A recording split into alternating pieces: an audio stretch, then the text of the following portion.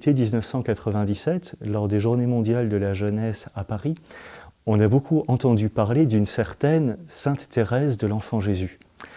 Alors pour moi, la rencontre avec Thérèse a été un déclic très fort. Et comme il se trouve que Thérèse parle souvent dans ses écrits des saints fondateurs de l'ordre, Saint Jean de la Croix et Sainte Thérèse d'Avila, j'ai eu le désir de connaître aussi ces deux saints que sont Sainte Thérèse d'Avila et Saint Jean de la Croix.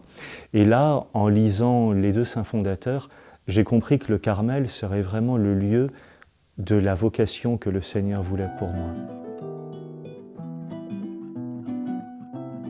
Moi, ce qui m'a marqué tout particulièrement pendant cette étape-là, ça a été la découverte de la vie communautaire.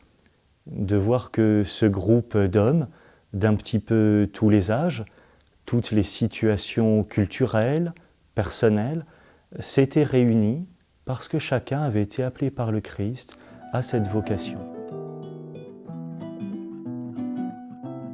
Ce qui est le fondement de notre charisme, c'est l'oraison, la prière silencieuse, intérieure, où chaque jour nous nous réunissons en communauté pour rencontrer le Christ dans le silence de notre cœur. C'est aussi cela qui est la source de notre apostolat, de notre mission, qui tourne autour de l'accompagnement spirituel, de l'enseignement, de la prière. J'ai prononcé mes premiers vœux pour la fête de la Transfiguration.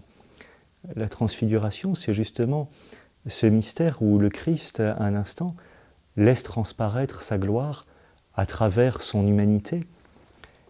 Et c'est comme cela aussi que je désire vivre mes vœux, ma profession, à travers la banalité, l'ordinaire du quotidien, laisser la gloire de Dieu, la puissance de Dieu, la force de Dieu se manifester et transparaître.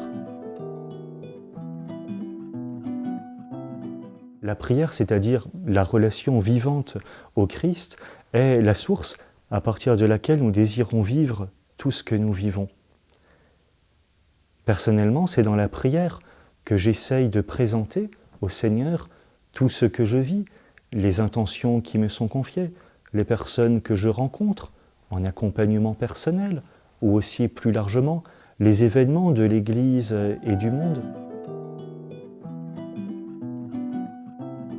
Dans ma vie au Carmel, ce qui pour moi constitue un défi permanent, qui d'une certaine façon doit être vécu d'une nouvelle façon chaque jour, c'est vraiment cet acte de foi, de croire que dans l'ordinaire du quotidien, nous avons une vie qui n'a pas de relief particulier, qui est très simple. Dans l'ordinaire du quotidien, le Seigneur se donne à voir.